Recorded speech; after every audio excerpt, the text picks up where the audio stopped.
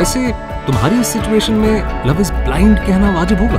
Vikrant Massey and Shanaya Kapoor starrer आंखों की गुस्ताखियां या फिर गलतियां भी कह सकते हो का टीजर आ गया है एक्चुअली। बिल्कुल, और दोनों शनाया और विक्रांत की आंखों में पट्टी बंधी हुई है और इस अलग अलग टाइम पे। बिल्कुल, और टीजर को देख के लग रहा है कि हमें भी अपनी आंखों में पट्टी बांध लेनी चाहिए, क्योंकि ये क्या टीजर है और ये कब की कहानी है। मुझे याद आ रहा है कि मेरे स्कूल टाइम में कुछ ऐसी सी एक वीडियो एल्बम देखी थी जिसके अंदर पहले लड़की अंधी होती है, फिर उसके बाद उसे कोई डोनर नहीं मिल रहा होगा, जो कि मैं प्रेडिक्ट कर रही हूँ कि ऐसी हो सकती है कहानी। और फिर उसके बाद में आउट ऑफ लव जो हीरो है वो अपनी आंखें डोनेट कर देता है उसको, और वो बाद में वो अंधा हो जाता है और वो ठीक हो जाती है। क्यों?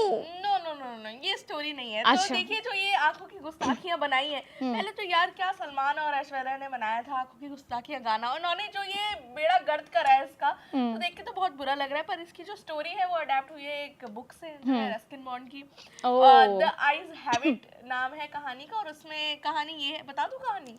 बता ही दो, अब क्या हो गया, वो भी तो गुस्ताखियां कर रहे हैं, हमने छोटी मोटी कर ली तो क्या हो जाएगा। कौन सी सस्पेंस वाली है? तो बेसिकली विक्रांत मैसी और शनाया मिलेंगे एक ट्रेन में और दोनों अंधे होंगे ओह। और विक्रांत से प्रिटेंड कर रहे होंगे कि वो अंधे नहीं है। फिर उन्हें बाद में भी बताएगा कि यार जिससे आप बात कर रहे हैं वो अंधी है। ओह। तो फिर उनकी ऐसे लव स्टोरी स्टार्ट हो जाएगी, क्योंकि वो जो एक कॉन्वर्सेशन हुई है ट्रेन में उससे ही वो इतने इम्प्रेस हो गए हैं, ऐसे लव स्टोरी चलती रहेगी इनकी आगे। पर सान्या कि ये विक्रांत मैसी उस पे नहीं थे, किस पे इन्होंने ब्रेक ले लिया था एक्चुअली, रिटायरमेंट ले ली थी, ब्रेक रिटायरमेंट ले ली थी, तो क्या हुआ उसका? ऐसी रिटायरमेंट सबको मिलनी चाहिए कि भाई तुम हर दूसरे महीने पता चलता है अब विक्रांत मैसी ये बनने वाले हैं, श्री श्री शिवशंकर बनने वाले हैं, कोई ना कोई आंखों की अनाउंसमेंट हो रहा होता है उनका।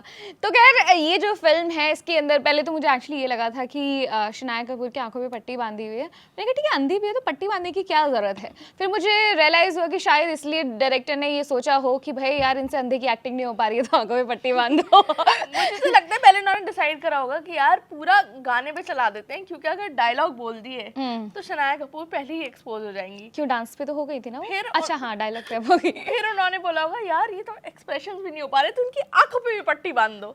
तो अब आंखों में भी पट्टी है ना, वो बस उनके यहाँ से यहाँ तक दिख पा रहा है और कोई एक्टिंग नहीं है, कोई डायलॉग नहीं है ना, वो डांस तो कर रही है एक जगह, आई थिंक वो नहीं करे तो अच्छा नहीं है। क्योंकि उन्होंने जो गुरु रंधावा के साथ डांस किया था उसमें काफी खुश नहीं हो पाए लोग। और ये फिल्म में म्यूजिक जो दे रहे हैं वो है विशाल मिश्रा, एक्चुअली गुड। वो आजकल उनकी बल्ले बल्ले हो रही है, ज़्यादातर उनकी फिल्मों मतलब जो और फिल्में आ रही हैं उसके अंदर उनका म्यूजिक होता ही है, कोई ना कोई गाना होता ही है, और चलो कोई तो अच्छी चीज़ है फिल्म। और अच्छी बात ये है कि क्योंकि इतने टाइम से ऐसे लव सॉन्ग्स जो हमारे अरिजीत सिंह को सुनते आ रहे हैं, तो विशाल मिश्रा भी एक अच्छा चेंज होंगे। पर ये जो क्लैश कर रही है पिक्चर, वो कर रही है राजकुमार राव की मालिक के साथ।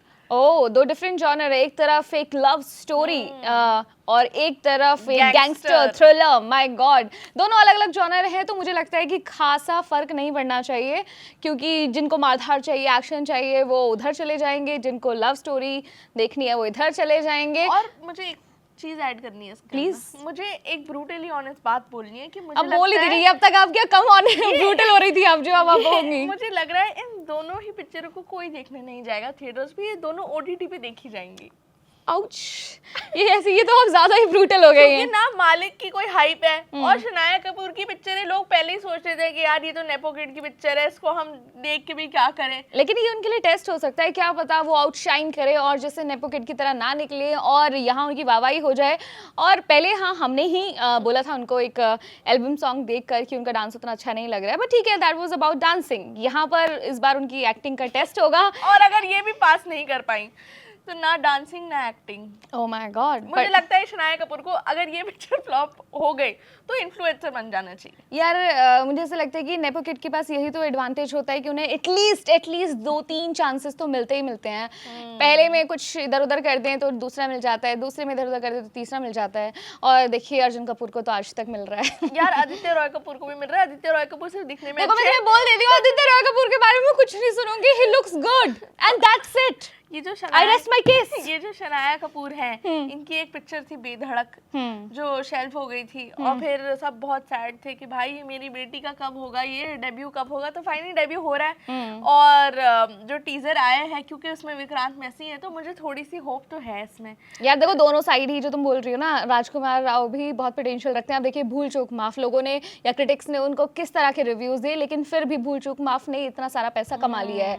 तो इट्स अबाउट दीज एक्टर्स, जैसे कि आयुष्मान खुराना हो गए, जैसे कि राजकुमार राव हो गए, विक्रांत मैसी हो गए, इनकी पिक्चरें ना चल जाती हैं। मुझे ऐसा लगता है कि बहुत ब्लॉकबस्टर ना होकर भी फिर भी चल जाती है, मतलब वो लॉस वाले साइड में नहीं होती है एक्चुअली।